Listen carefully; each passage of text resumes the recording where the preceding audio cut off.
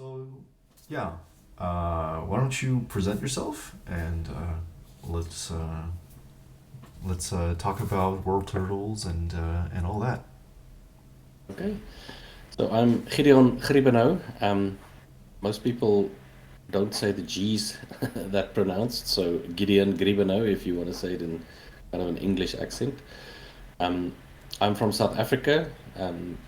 English is my second language. I'm Afrikaans. I don't know if you've heard about Afrikaans before, um, but I do sometimes catch myself thinking mostly in English for some reason. um, but yes, I grew up Afrikaans. All right. I I'm 43 actually, so I'm quite late to the game, pun intended. Hmm. Um, and I've had a career of about 2 decades in a financial credit risk kind of technical space, and about it's about 3 years ago I saw a Unity um, tutorial, and I was just amazed that software like this was just available for anybody to play around with. Any nerd who had some free time could just make something with it. And as I learned, I didn't know any C sharp or Unity at all, but I did code kind of technical algorithms and so on for a living, part of my living. Um, and I just started going through tutorials. I think what helped me is that I was able to pick up which tutorials were worth following, which which guys were showing you quality coding practices and how really to do things instead of spending a lot of time on something that turned out not to be maybe ideal or good practice and so on. So I learned quite quickly, and when I saw Cat Like Coding's XMAP tutorial, and I've worked about halfway through it, I skimmed through the rest, and then I suddenly thought, it's a brilliant base to start off, and with this, making it my own, adding some stuff to it, and just taking it further, I knew I could make a decent game out of it.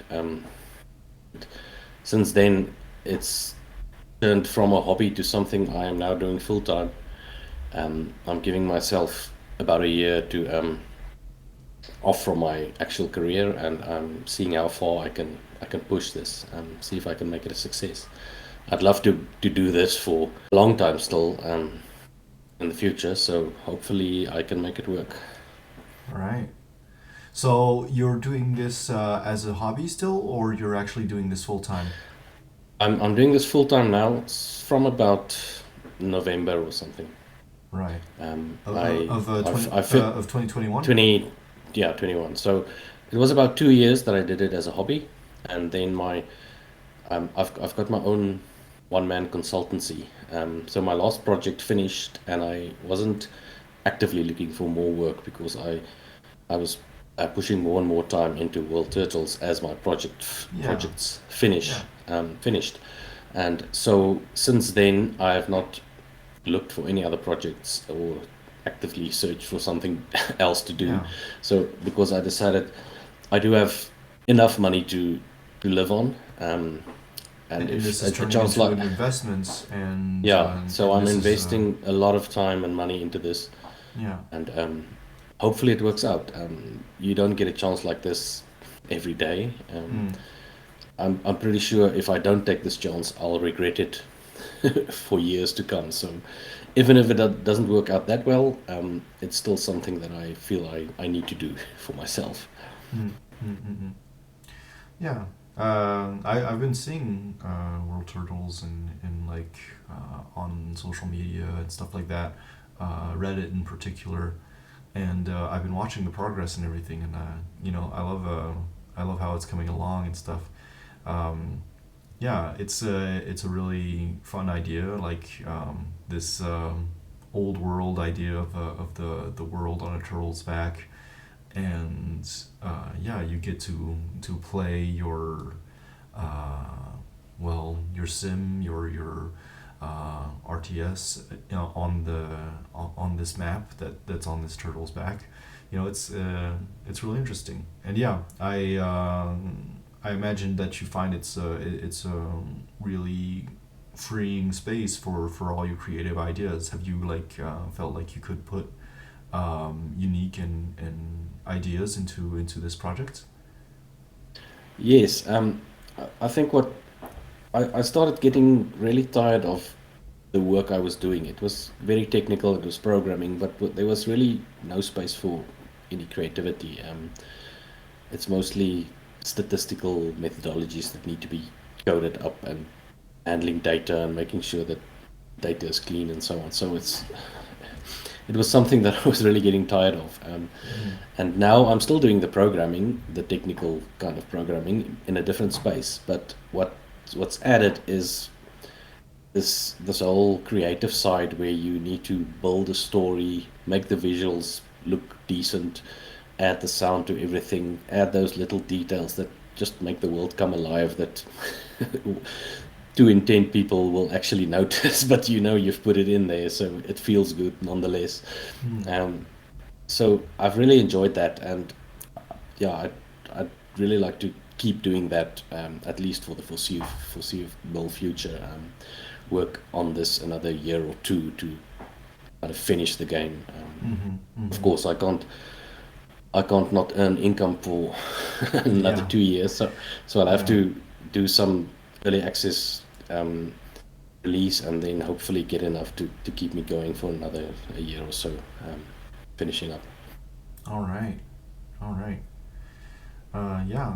And do you feel like you've already got a community going, got interest going? Do you have ideas for continuing on building a community and all and stuff like that?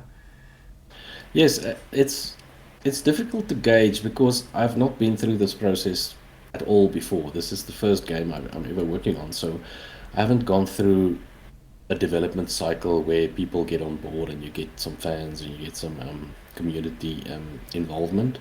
Um, I love the involvement. I love when people give me ideas that I can try out, and I've included a few very positive things into the game from people telling me, why don't you try this, or this doesn't feel right to me, you could maybe add something to it or something like that. And yeah, so I don't know how much is or how big is a big community. um, Mm. I've got about seven Reddit followers, 700, sorry. And I've got a YouTube channel with about 2,600 subscribers, but That's quite there's good. this That's quite good. it actually started off not as a channel for world turtles. I've got some educational videos that I built while learning Unity and Mm. so on, but the last 2 years or so, it's mostly the game. But there's not a lot of organic growth there at the moment. I'm not spending a lot of time on it. I'm rather trying to get the game in as good a shape as I can before about the middle of the year. Yeah. Yeah, that's another thing. It's like when you're a solo dev, which you are, right? You've got to juggle all those different things, which is like social and the actual code, the implementation, but all the things around it, all the things around building it as a project, as a product. So yeah, how are you finding that? Yeah, it's like it's the most difficult thing, but it's also the most enjoyable thing at the same time.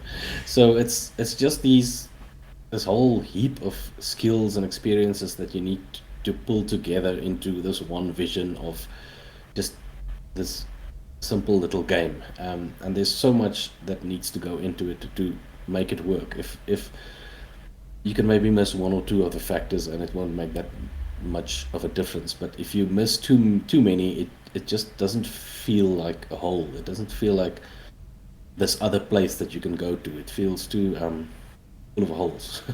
Mm. And it's actually it's quite difficult, but also rewarding when you get it right. To just gather all these things from all over the place and put them into one vision that progresses and becomes better and better over time. It's really nice to see that progression going.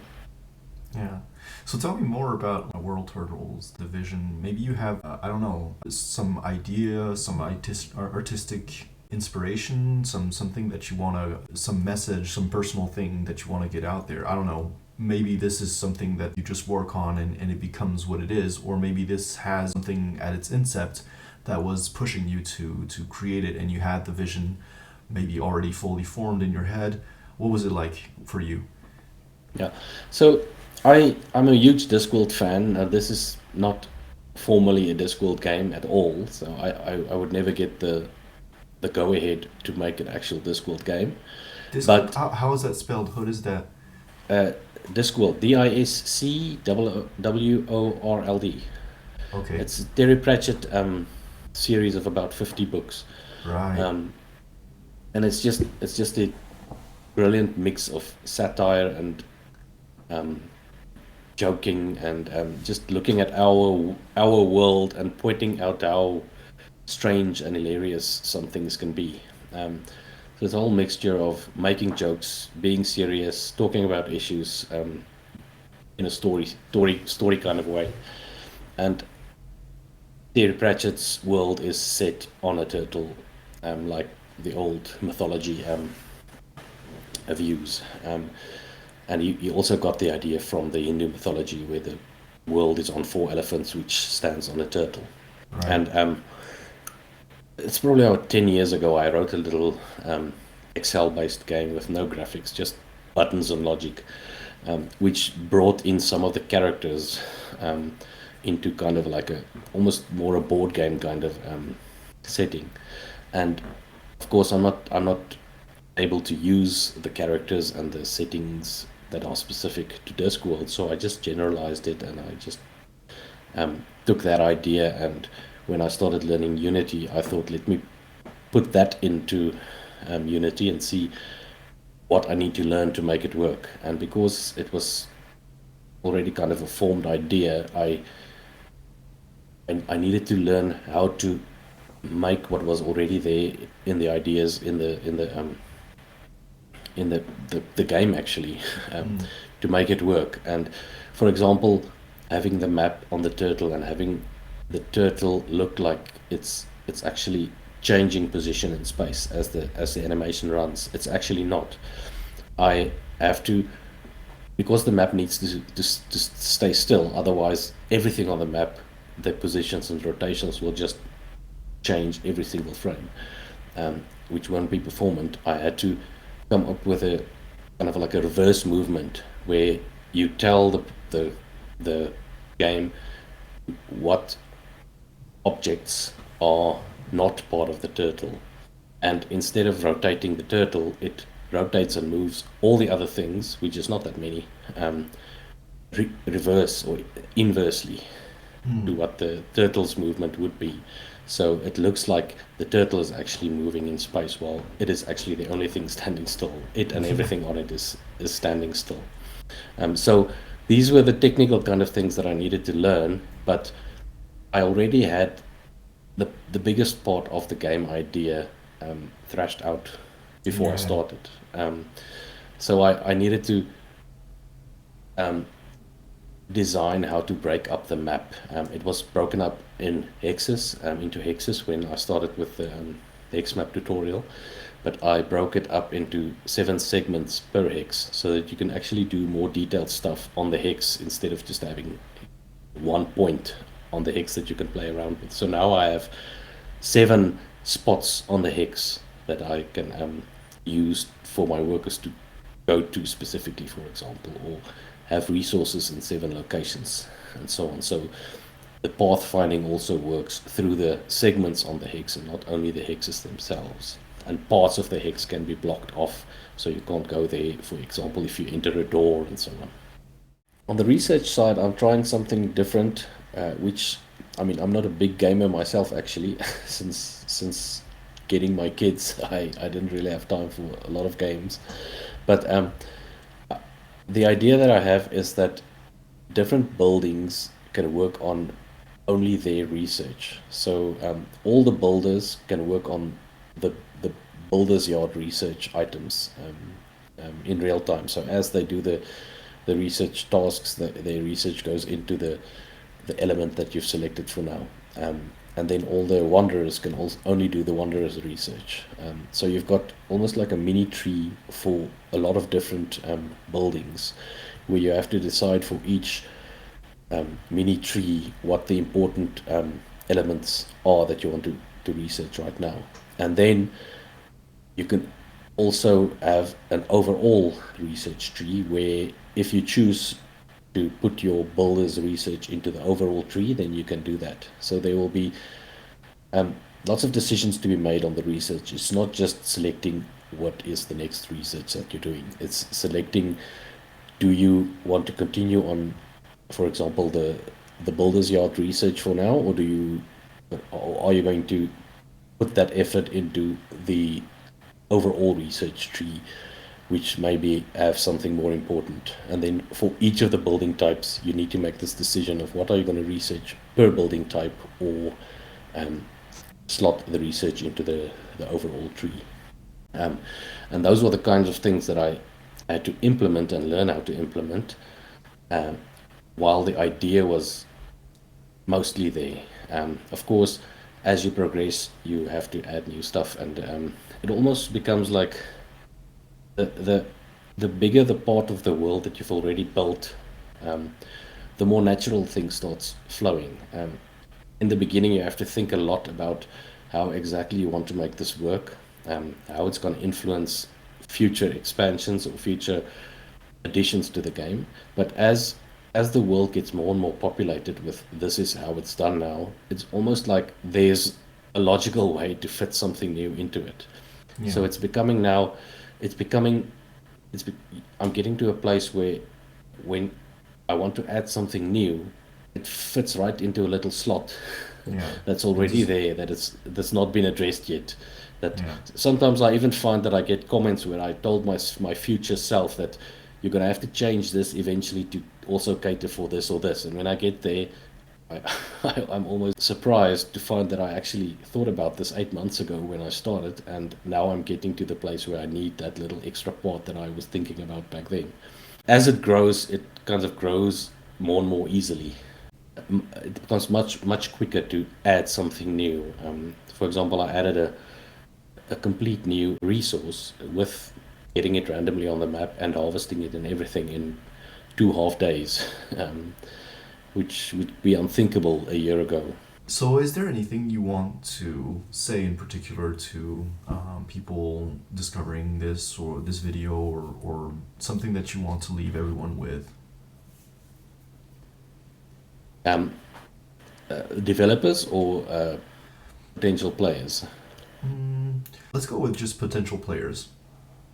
Okay, so I would just say that World Turtles is just something I love working on, and I am trying to make it fun while using almost like alternative mechanics, if I can call it that. Every base builder or RTS has basically got to uh, build an army and beat someone up with it, kind of mechanic. And I'm trying to do something different, instead of having battles and conquest and negativity towards your AI or your fellow player. I'm trying to build in working together with them.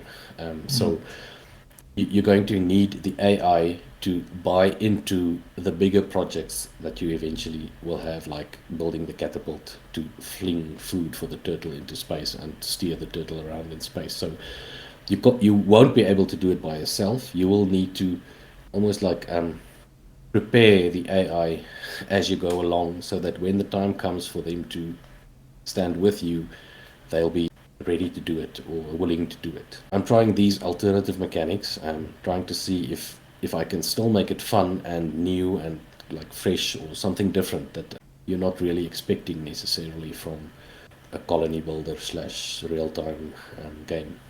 Mm-hmm. Yeah. And hopefully, there's enough people who like the building and participating and working together more than they like the fighting.